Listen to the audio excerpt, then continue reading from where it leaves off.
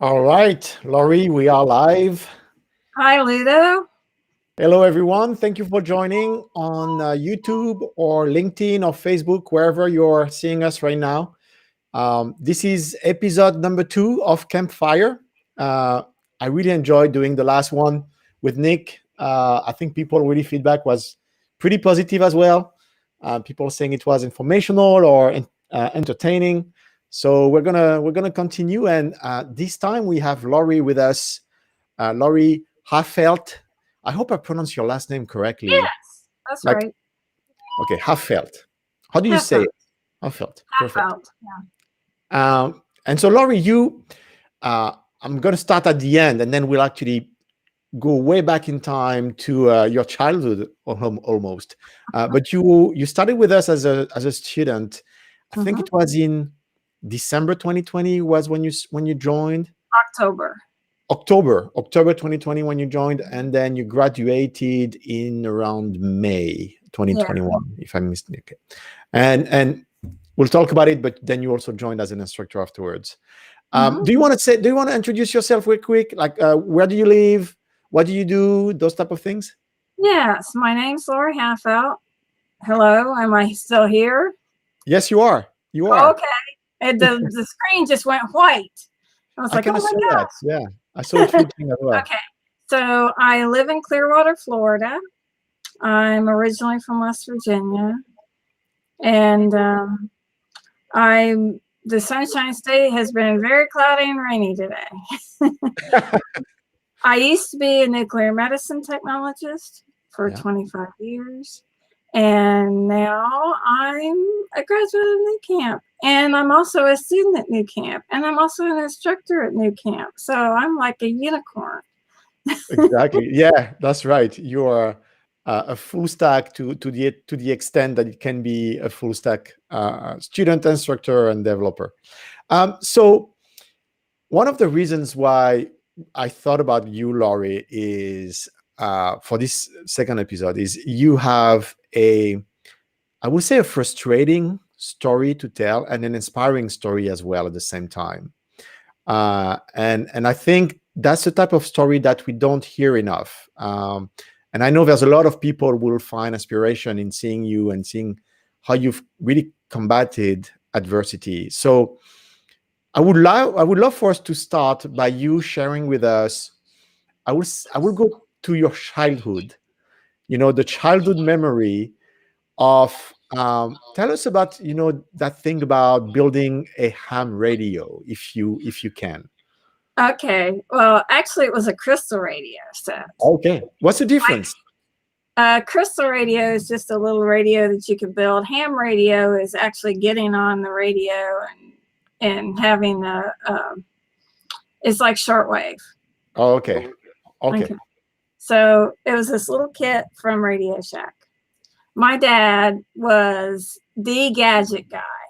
He had 8-track tapes first. He had a VCR first. He had a microwave first. He had a C-band satellite in the backyard way before there was DirecTV and stuff. So he was like the gadget guy.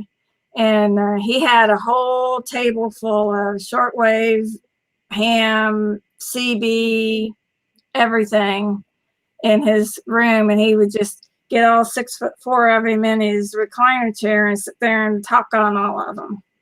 You will talk to his gadgets?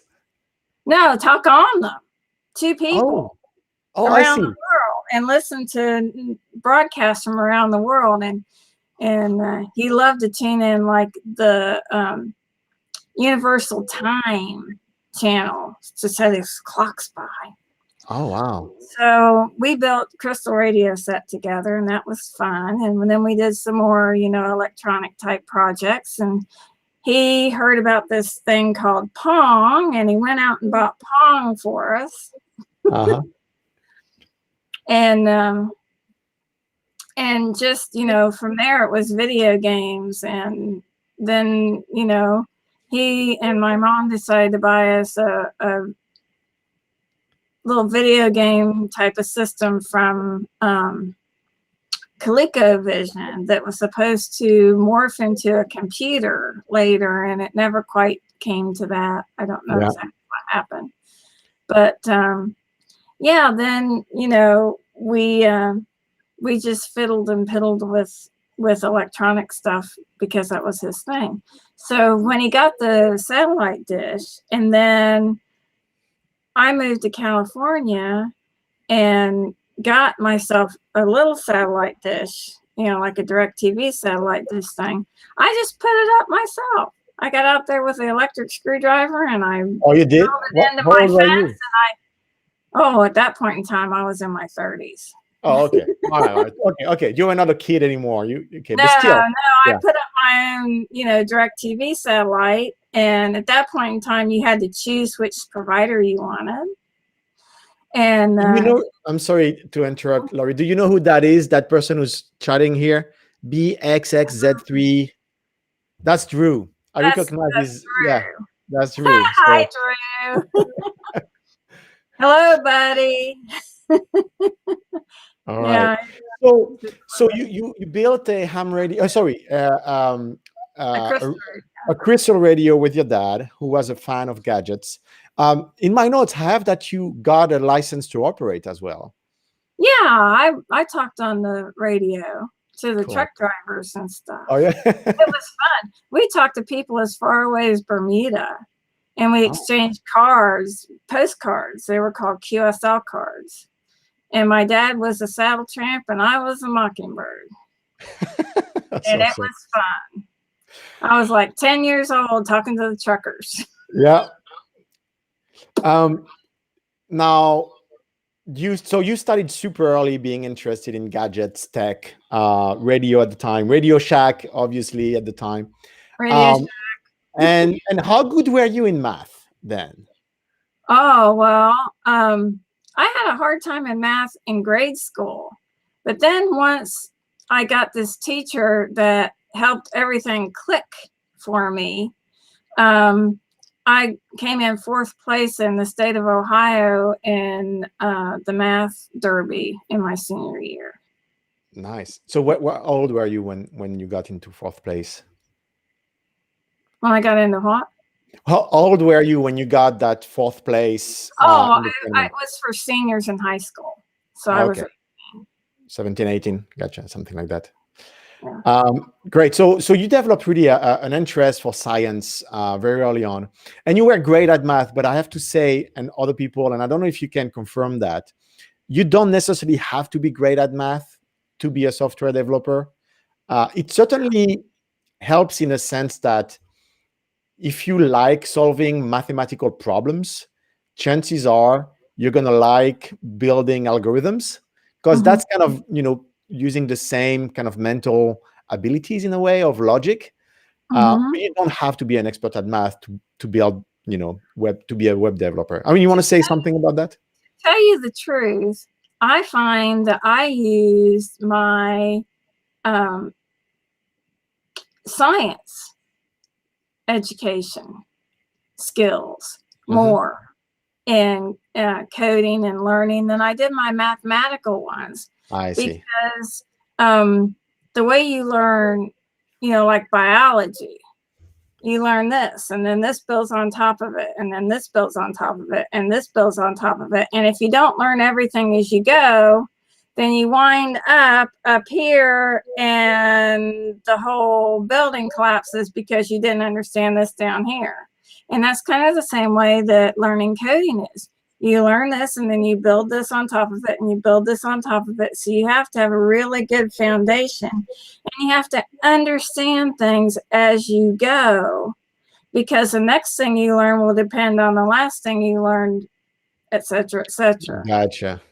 Hey, so let me make a quick pause on our chat, because I forgot to mention that people watching right now can actually join us and ask questions live to Laurie or myself. And let me pull the URL. It should also be in the chat. We have a Nightbot working for us right now. But if you follow that URL, it could be on your phone and on your laptop or desktop PC. you should be able to join us. And it may take us a few minutes to get to you if you're in the middle of something, but we'll bring you on live onto the show, and you'll be able to actually ask any question to Laurie and myself. So just so you know, and of course, like and subscribe. I'm not really used to say that, but everyone out there who's a YouTuber kind of says and invites their audience to do that. So like and subscribe. And again, don't hesitate to join us, Laurie and myself, live to ask your question. Okay, so you were ranked fourth in a mathematical contest, and it was right at the time when you were to decide where you want to go to college, right? And so, can you tell us at that moment what happened? Where did you want to go first? What type of degree did you want to get into, and what happened? Well, I wanted to go to Ohio University. I had an uncle that taught up there in the finance department, and it was close to home. And, you know, I thought Ohio State was too big and impersonal after growing up in itty bitty little town. So I went to Ohio University, and I wanted to major, you know, they got me with a academic advisor, and I wanted to major in computer science. And it was like, well, you're a girl. And I'm like, well, yeah, obviously, I kind of know that. And it was, you know, well, we don't really take girls in computer science because they're not, you know, the boys in computer science aren't used to having girls in their classes, and you'll be a distraction. And I'm like, well, I'm not that gorgeous, but yeah, you know, whatever. And so I just kind of got shoved aside. And I even got told, you know, that I even got discouraged from trying to major in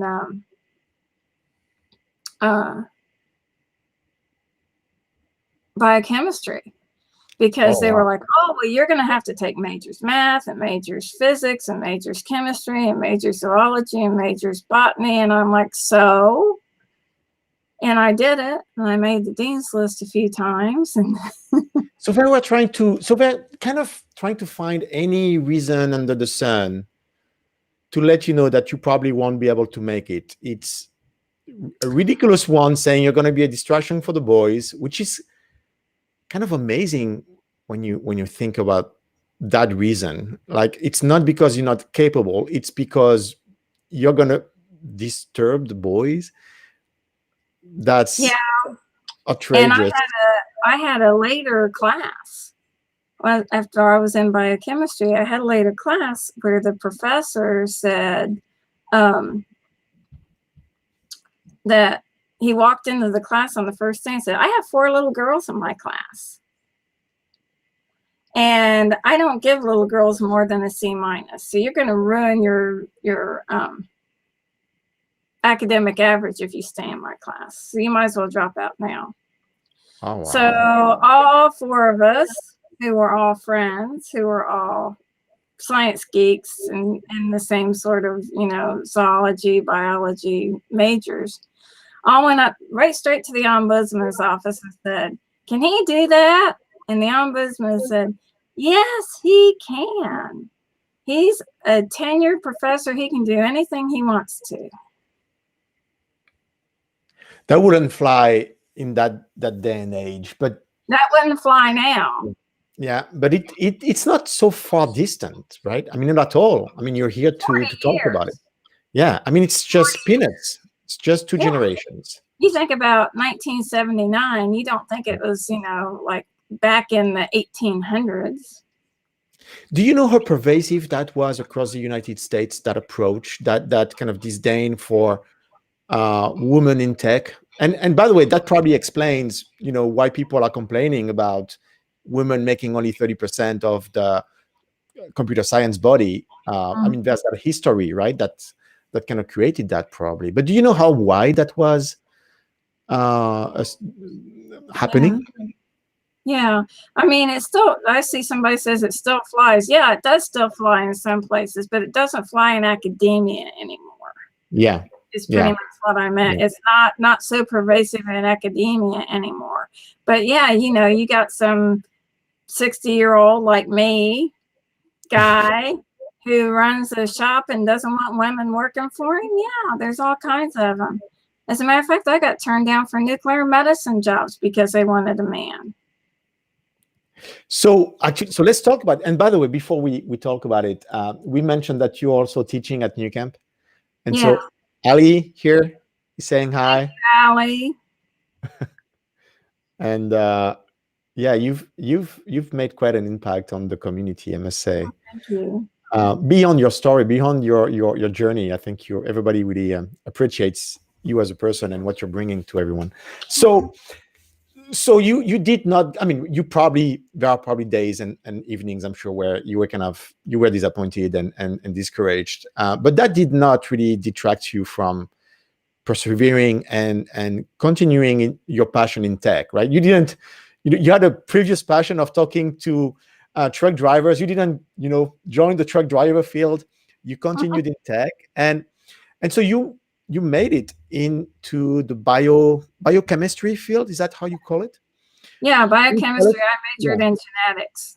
You majored in genetics, and then so what was then your career for? How did you start your career then? What was your role I at the time? wanted to get my master's and my PhD. Yeah. And they closed my master's degree program down in March, and I was supposed to start in September. Huh. So I went looking for another master's degree course, but of course that meant taking a year off. So I got myself a job and worked, met a guy and got married. That was a mistake. About a year and a half. And he said, "I'll see you later." And I said, "Good riddance."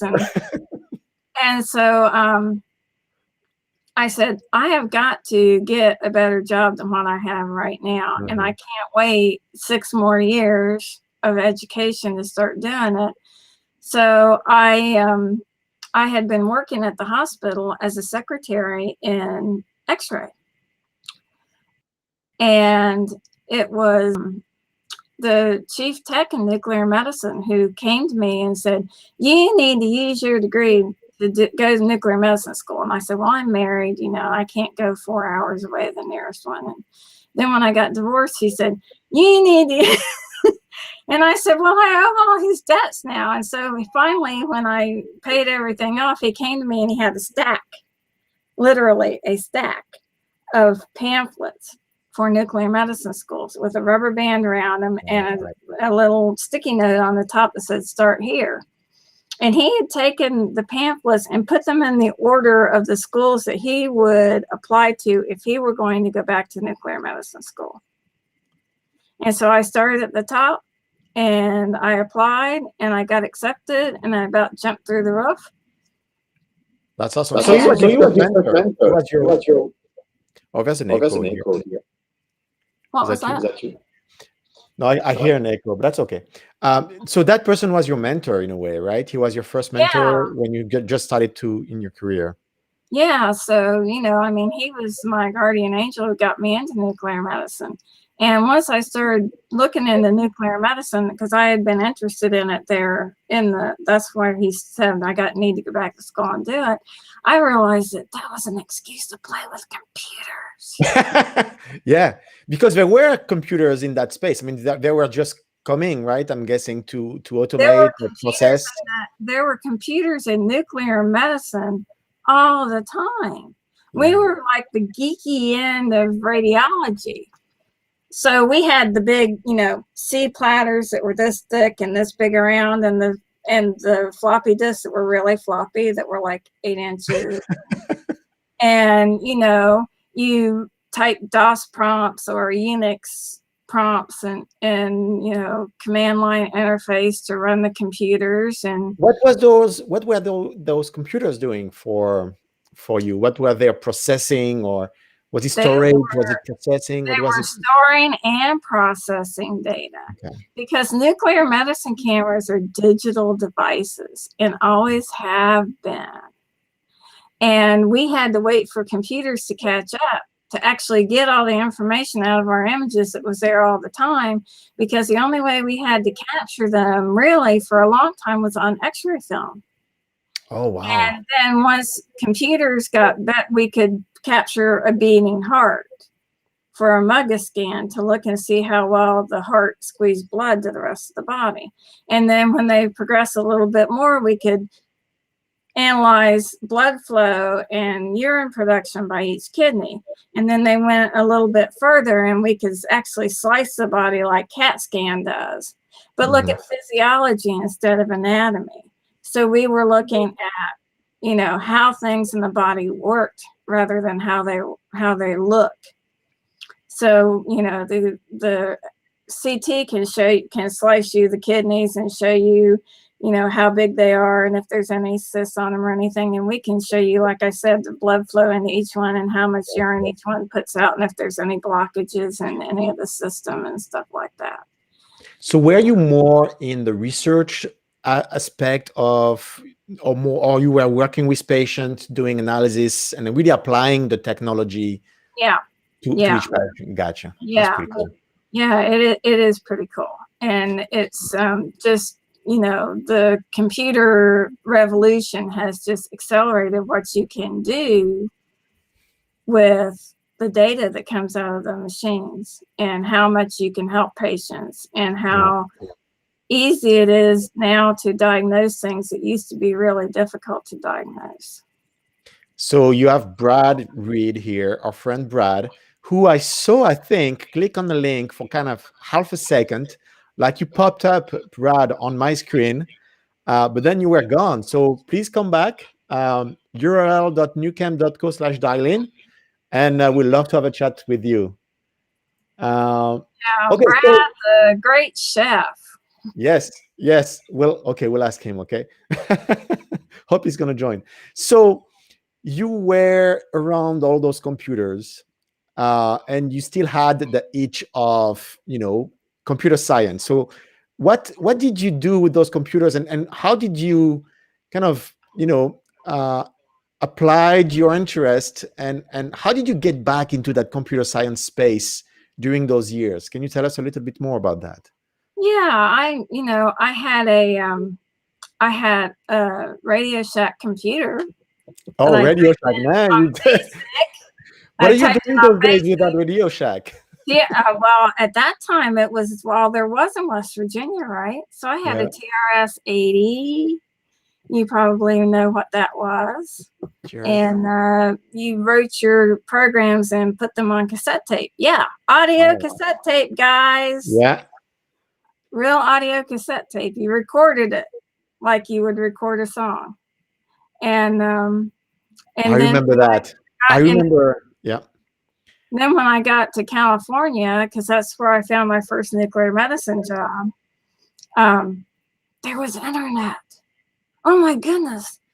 Because I had belonged to Prodigy before, but I had to dial up Columbus, Ohio, back in the day when there was long distance charges. So was it AOL? Was it the AOL dialing? No, it was Prodigy. It was Prodigy. Oh, before AOL, then I guess. Yeah, Prodigy was Sears and Roebuck's internet service provider, folks. Sears and Roebuck owned an internet service provider called Prodigy. And they were trying to get it to everybody in the country, but they were ahead of their time. Wow. So I wasn't in the US and I never heard about that. I did hear about the AOL thing. But yeah, that's pretty cool. So we have Brad with us right now. Brad, we're gonna bring you in. Thank you for joining. And here's Brad Reed, ladies and gentlemen. Let me see if I can move things around. There we go. Yes, I can. Look at that. Now the better question is my mic working? Because this is new. Yes, it is working awesome. Perfectly. Yeah, but look. So I don't know if you can look you up, but yeah, you're kind of. There's a big zoom. I think that's what the software does, but it's right on your face. I hope you don't mind. I'm nice and close to it, apparently. Yeah. Brad, welcome on the show. Do you have any question? or anything you would like to share with us? No, I mean, today's mostly about Laurie's story. I'm just here because Oops, we lost Brad. That's okay. Brad's story is very similar to mine. I hope he gets a chance to tell it in a future campfire because he's very interesting. and my internet also is terrible today. Yeah, no, you're back. You cut off, but you're back. We didn't hear your question, or we didn't hear what you wanted to say, though. Oh yeah, I was just saying that I figured I'd join here and there when I can. Now that I have a normal person schedule. All right, so let us ask you a question then. And for those of you listening in, Brad has been a student of Nucamp for a while. Graduated from Full Stack a few months ago, I guess. It's October 4th. October, so it's not a few months ago. It's like last month. Yeah. Yeah. And has been such an integral part of the program and really going above and beyond, helping others, especially in the React Native space. I think you've been super active in that React Native aspect of the program that we asked you to join as an instructor as well. Yep. I know that can be kind of annoying to debug, and I got pretty good at it. So Matt Moser actually recommended that I apply, because I was always up on there helping people, and I was like, I might as well get paid for it, right? That's right. That's a good reason. So now, Matt Moser there is a genius instructor. Yes, definitely. He is. I think he thinks I'm kidding when I call him the React guru, but he is the React Redux guru. He is indeed. He's fantastic. Matt has been with us for really ever since we started in Tacoma, actually, and before he moved to wherever he is right now. I can't remember exactly where he is. So I think he's in Jersey now. Is he in Jersey? He might be. He was in North Carolina. North Carolina. I think he's in North Carolina. That's what it is. Yeah. So the question for you, Brad, is what's for dinner? Well, today I kind of ran short of things, so I ended up ordering food. But normally I do make some good stuff. I started doing that actually as a way to distract people who were like really like bogged down thinking too much, because sometimes I get the question right. So I was trying to like create a distraction, things for people to like look at and think about, and remind them to take a break, go have some food, and it's kind of exploded. Yeah, you are a cook superstar on the Nucamp Slack channel. Yeah, maybe well, before you're on YouTube or something. Before I was a police officer, I actually did cook professionally. So, oh, you did? Yeah. Oh, I didn't know that. You were a professional cook. When I was in college, I actually cooked for a grocery store kitchen, but it was like an upscale grocery store in Massachusetts. My dad went to culinary school, so that's where I got most of it from. All right. And Rose Singleton is saying hi. Hi, Rose.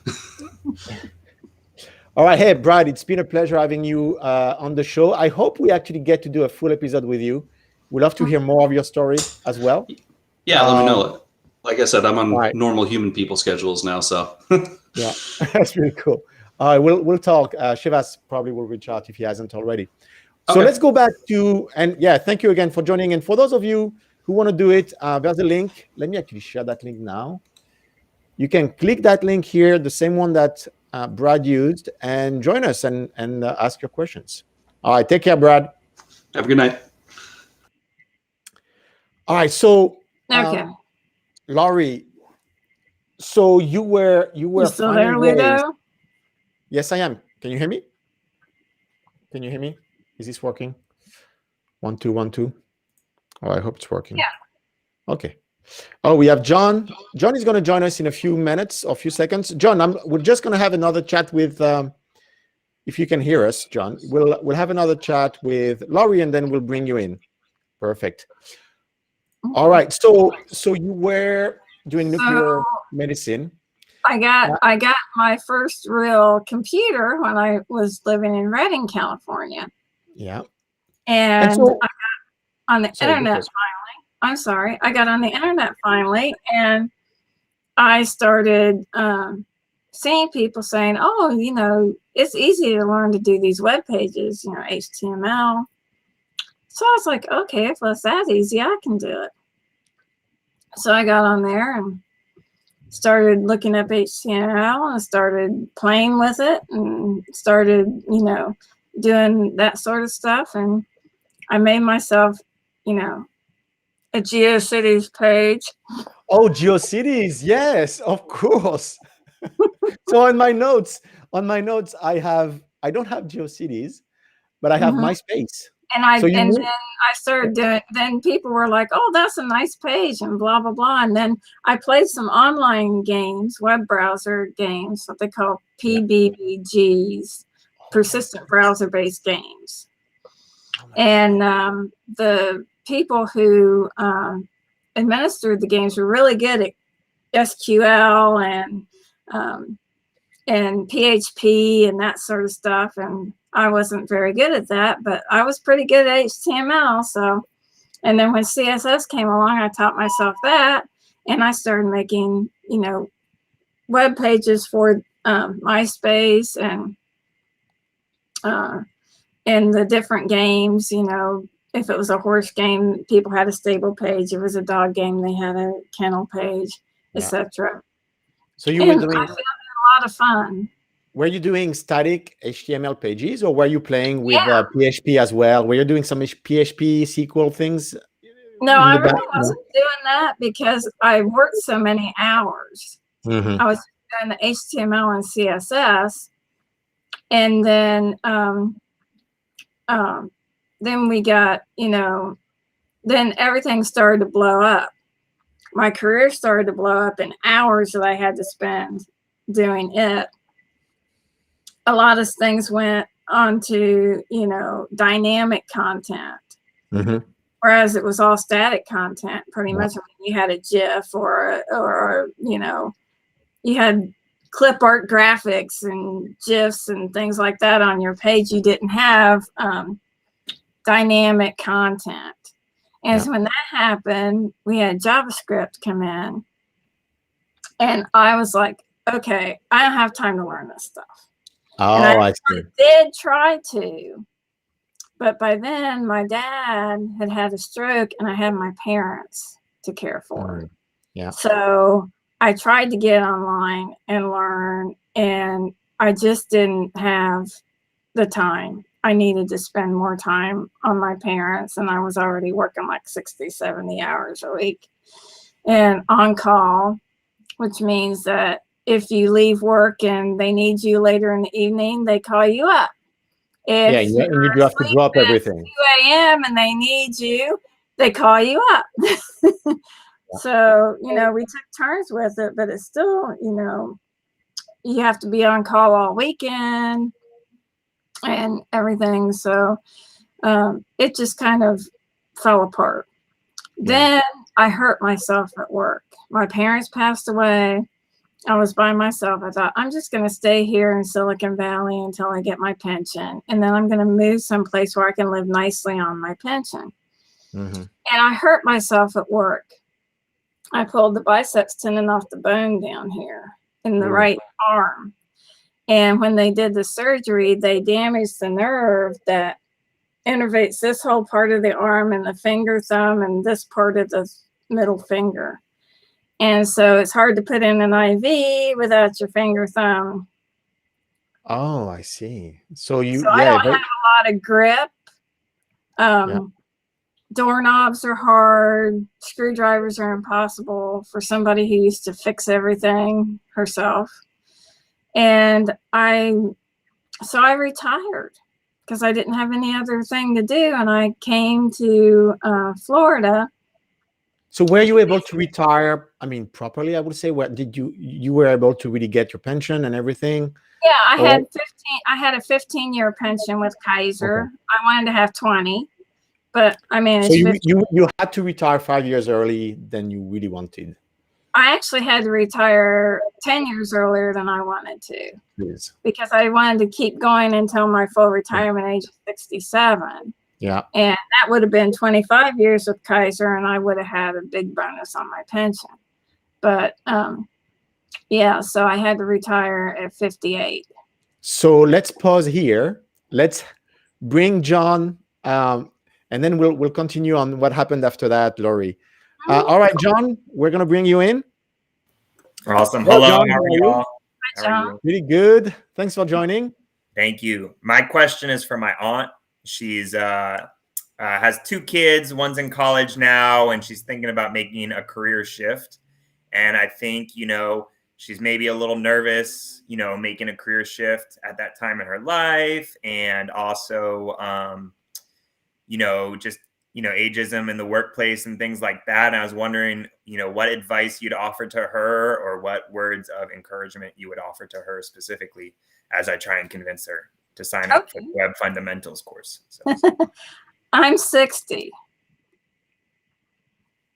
I fully intend to get a job and work until I'm 67, because insurance is killer.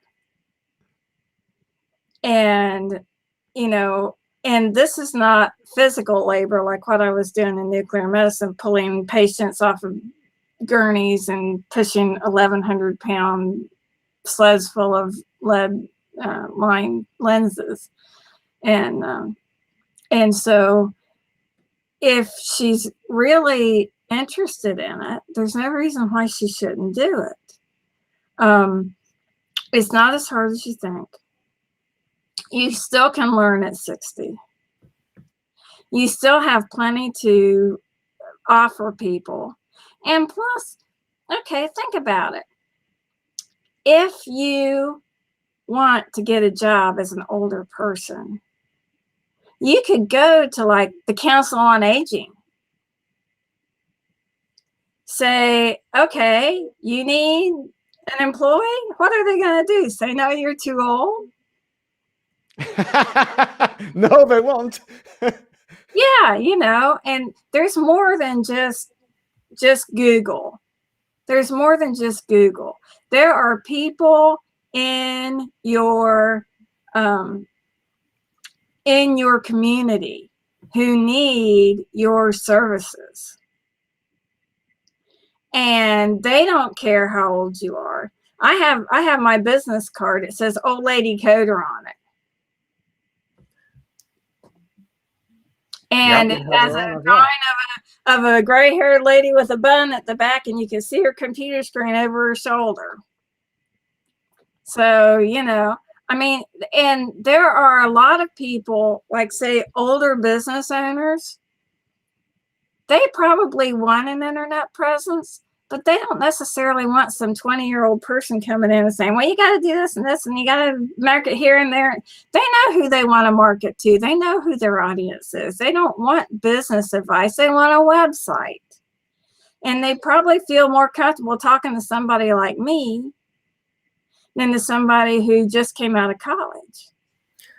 I think it's pretty awesome. You almost reverse the script on them, using your age to your advantage. And it's awesome, fully embracing it. So yeah, just embrace it. Use it to your advantage. Like I have written some websites for the 55 plus trailer parks around here. They had old crummy 15-year-old things that were just like a page. And I made them nice websites so that they can advertise their place to live and have people be able to look at the houses for sale on the website and to see, which place they really want to live. And the people coming down here to live in the 55 plus parks now are more on the 55 end than they are on the 85 end. So they're used to seeing dynamic websites. They're used to seeing pretty websites. They're used to seeing functional websites that you can click on and send them an email. You can click on and call the office. You can see all the different, you can have a slideshow of different views of the park and everything. So that really does That's great. help. Yeah, she's a photographer right now, so she's already used to the freelancing and just getting out there and hustling. So if maybe she could apply that to the skills she learns, she could be very successful, it sounds like. Right. Is she watching right now? Do you know? She is working. She watching. Sorry. Is she? Is she watching? not watching. But she's had this question, and I figured I'd come on here and ask. And so I know this is going to be recorded, and I can play it for her. And so when she asks me it, I can say, you know what? I got someone to answer the question. Yeah. Right. Yeah, that's just use your age to your advantage. Leverage it for all it's worth. You know, reach out to we're underrepresented, but we're also an underserved population. Yeah.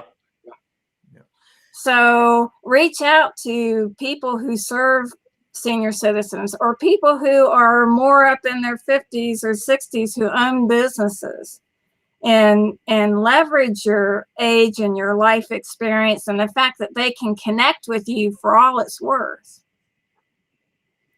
And making a career shift too. I mean, it's obviously scary at any age. I'm 26 and I'm, you know, my heart's beating. I'm a little stressed every morning. And any advice for her for that, you know, making a career shift too? Well, not even just about age, but just a career shift. The thing about it is that you can't make a career shift for the sake of making a career shift. What you have to do is say, I don't really love what I'm doing right now. I got to find something I really do love so that I can feel like I really want to go to work in the morning.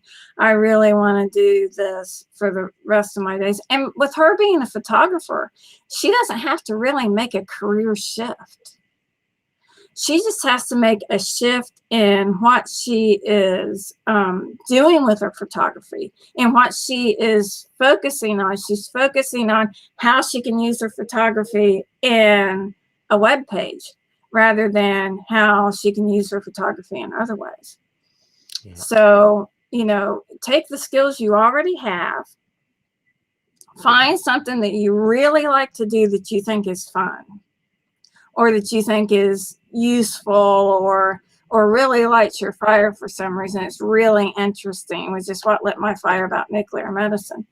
And do that, but don't think of it as a career shift.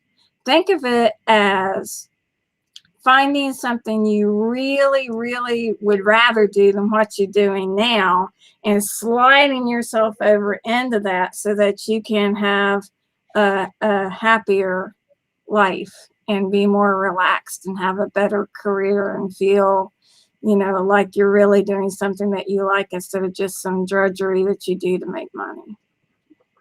Awesome. I will spread the words of wisdom. Thank you so much for having me on, y'all. Thank you. Thank you, John. Thank you for joining. Yep. Laurie, I think what you just said should be turned into a video clip. You're so right. No, seriously.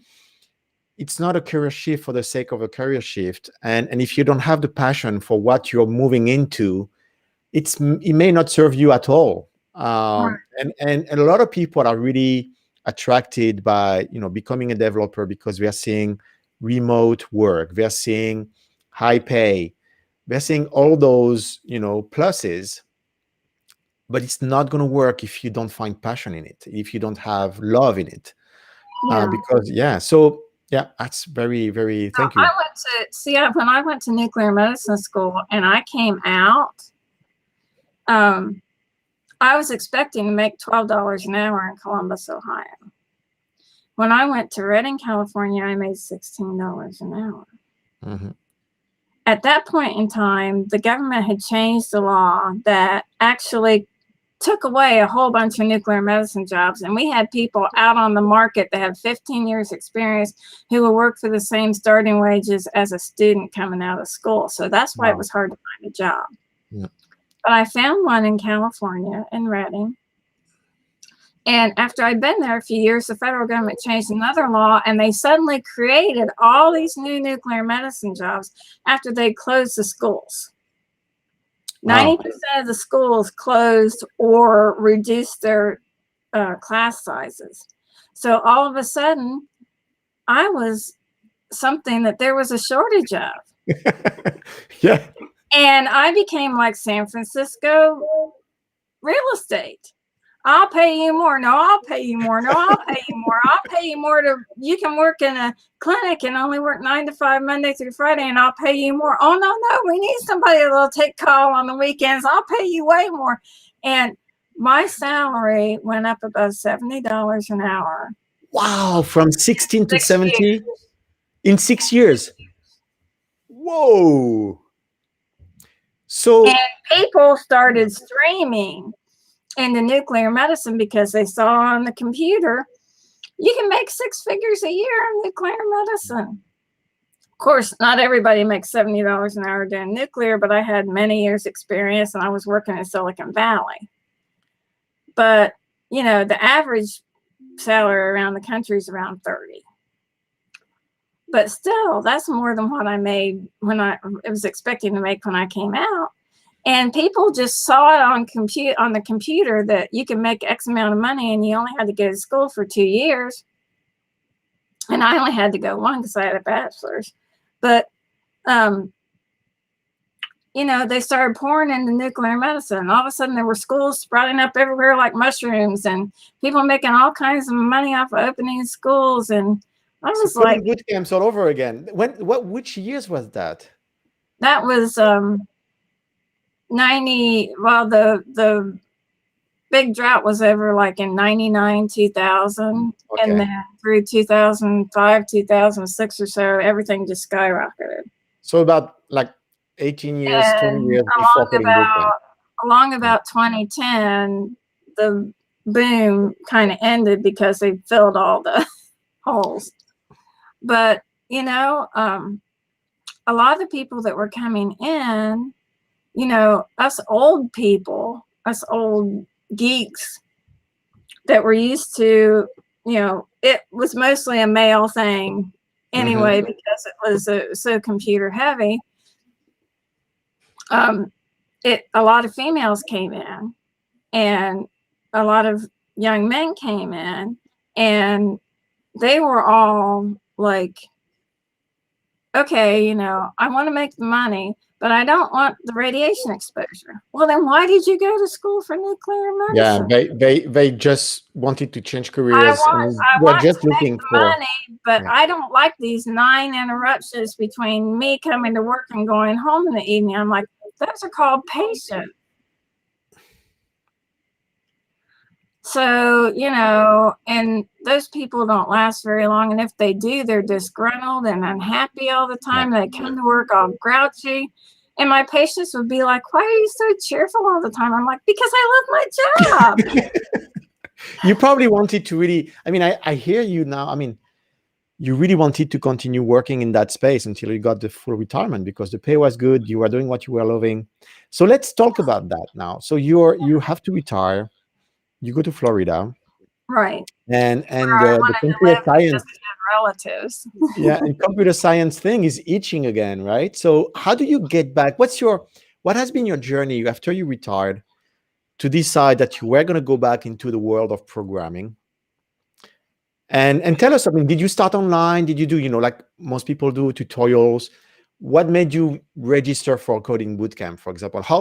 Tell us about that, you know, that last part of Sure. So I got to Florida and I thought, I want to do something else. I don't want to sit around for 10 years. I want to do something else. I want another career that I can do, that I can plump up my future Social Security and put more money away in my 401k, since I didn't get to take advantage of the extra money you can put away for as many years as I wanted to. And it will also provide me insurance that I don't have to pay for, like $700 a month. So I kind of got into the social aspect of my park, and I thought maybe I don't really need to, because, you know, I have my pension and I'm living okay and I'm having a good time and we're doing all this stuff. And then COVID, boom. Yeah. And nobody did nothing. And I thought, I'm going to go out of my mind if I don't do something. And I kept thinking, what can I do? What can I do? I don't want to go to work right now because I don't want to be out in the COVID world, because, you know, until they had a vaccine. And then even when they had a vaccine, I was down on the list because I wasn't 65. And I was sitting watching the news on television one night, and on came this commercial for a service that teaches people to do coding from other, you know, like one guy was a truck driver and one gal was a, Yeah. you know, a cashier or whatever. And they're talking about how now they're computer programmers and software engineers. And I'm like, cool. I didn't know I could do that without going to college. And so I got online and started looking up boot camps. Well, it was a bust at first because I found this one in New York State that was like $16,000 and it was 16 weeks long. And I had to go to New York State and live there for 16 weeks and go to their school building and spend 8 hours a day, which is what I did for nuclear medicine. But that was at home. That wasn't, you know, 900 miles away from my house. Yeah. And Especially during COVID. $16,000. And I have to go there and I have to pay to stay there while I'm there. I'm going to be broke by the time I do that. And I thought, oh gosh, you know, so I thought, and then I got online and I looked up coding boot camp St. Petersburg. Yeah. And up came Nucamp. And I said, 1,700 instead of 17,000? Because one of the places I looked at was 30,000. Yeah. And I thought, you know, I can do that. They're going to break it up into payments where I pay $350 a month for X amount of months. I can do that. I won't have to be broke when I get out. And I can take the first course in HTML and CSS, which I already know, but I can take the first course and it includes JavaScript and see if this JavaScript thing is really as hard as I think it is. Mm-hmm. And so I got into the course and I took the HTML and the CSS, and then JavaScript was like, wow, this is different, but it's not really that difficult. Because I sat and I looked at it and I read it and I said, okay, this line does this and this line does this and this line does this. And the reason we do this way is because of that. And I sussed it out for myself and I said, I can do this. And so I enrolled in the full stack boot camp. And I enrolled in the full stack because I wanted the whole thing, right? And the last 4 weeks were the back end. Yeah. Node and no SQL databases and things like that. And I thought, well, you know, it's just to complete the course, so I'll know what the back end thing does. And I fell absolutely in love with it. I remember that. I remember when you shared that online. This I was is like, oh my God, I think I'm a backend developer. This is the way my brain works, is this back-end stuff. So you offered me a job as an instructor, which I took, and I enjoyed it. Yeah. I enjoyed it a lot. But then, you know, my Node instructor was telling me, well, this is what you need to do if you want to be a back-end developer. Simon Hunt. Simon, thank you. Simon, yes. He's in Orlando. He's in Orlando. He said, if you really, I said, do you think I can really do this? And he said, I think you can do anything you put your mind to, Laurie, because that's the kind of person you are. Yes. And we need to have Simon on the show as well. And he told me what I needed to take, Python and SQL and this and that, and be more familiar with Node and blah, blah, blah. And I'm like, okay. So I start signing up for courses. And what happens? Yep. Nucamp comes out with Python, SQL databases, you know, relational databases, backend, the whole shebang. I said, holy cow, I'm parking my teacher certificate and I'm taking the Python boot camp. So I did. That's right. So now I'm a student again in the backend Python boot camp and I'm having a blast. And I saw my instructor from the first course on here earlier, Dan. Oh, not Dan. Ben Cavins. Oh, Ben was here. Ben was here, and now I have Dan, who has a lovely New Zealand accent. Yeah, Dan is going to help us actually to. He's going to join as well to work on the course content. We have a ton of updates to the course content that's in the works. I mean, we're I not know, going to be that's what done I with was that. going to say, right?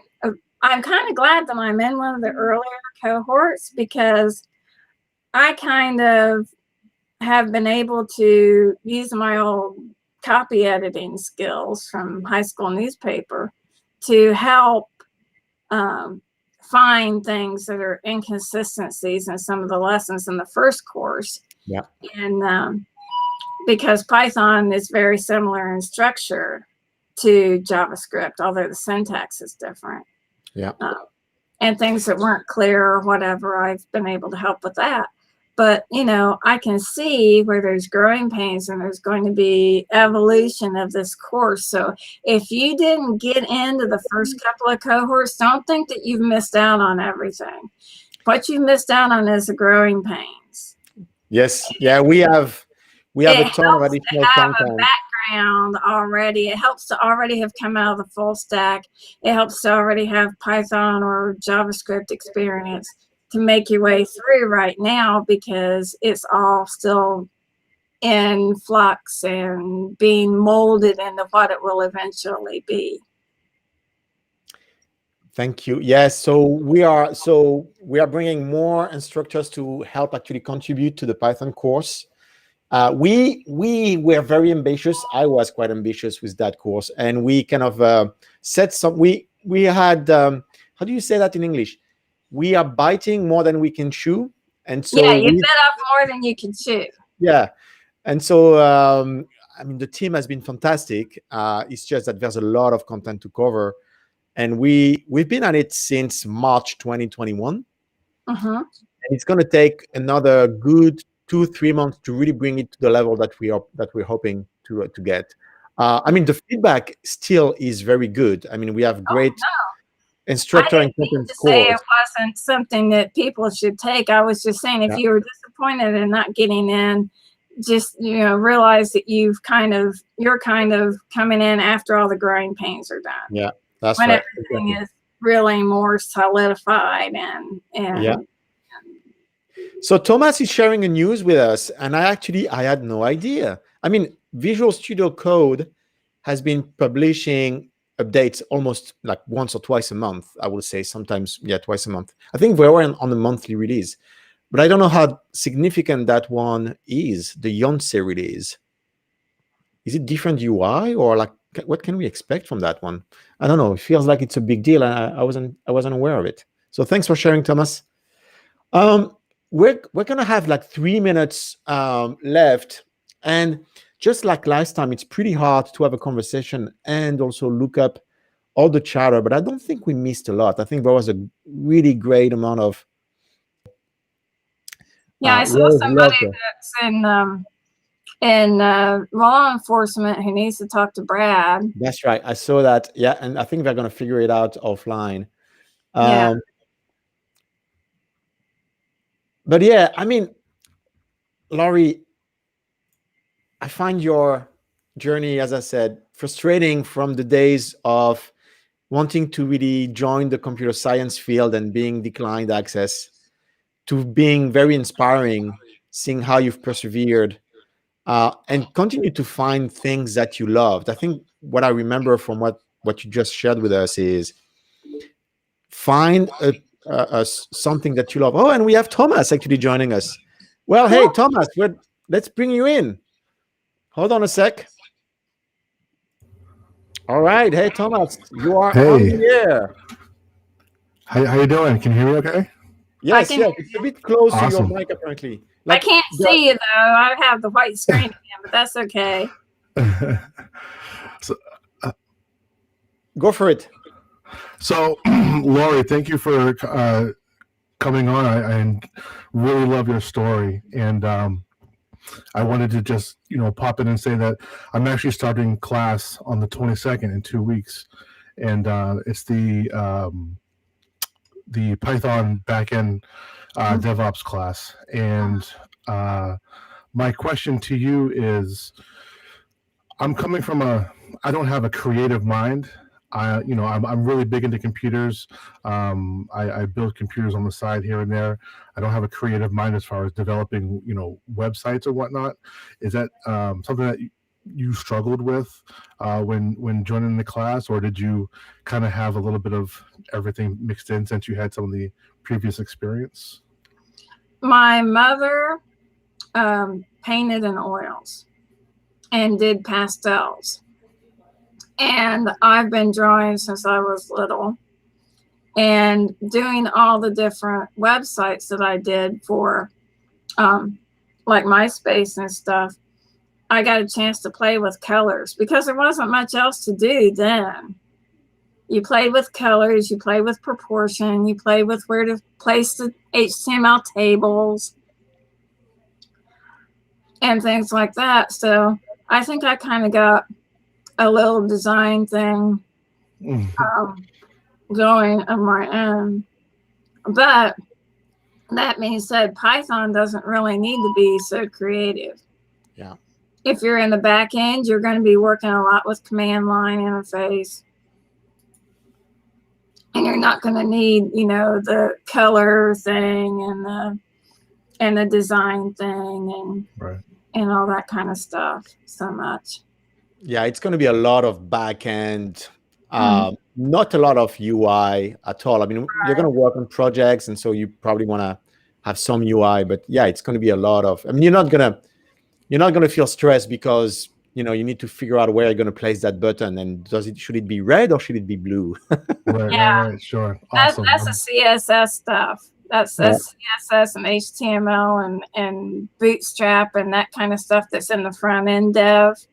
And that's what that's all about, but with Python, you're not really so much concerned with the design of the website as you are with the design of how it works. Awesome.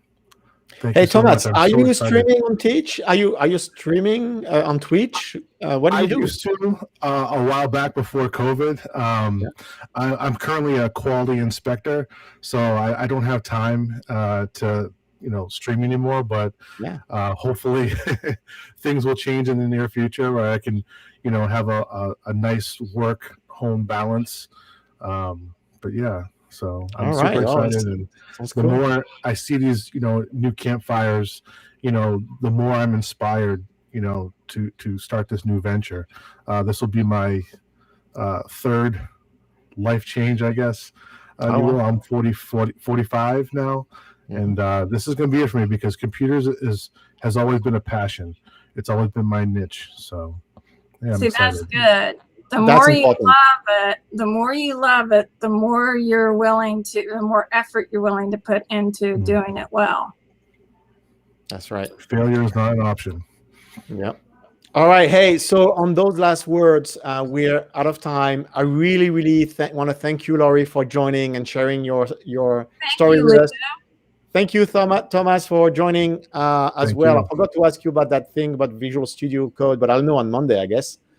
I sent a link in chat. You might be able to check it out when you can. All right. That sounds great. Again, always a pleasure, everyone who's joined. Always a pleasure to bring you those inspiring stories. We're going to try to do it weekly. We'll probably pause during Thanksgiving. But yeah, looking forward to the next one.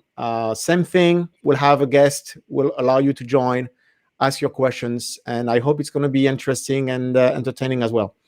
Again, thank you, Laurie. I'll see you on Slack. Take care. Thank you so much. And have a good night. Bye-bye. You too.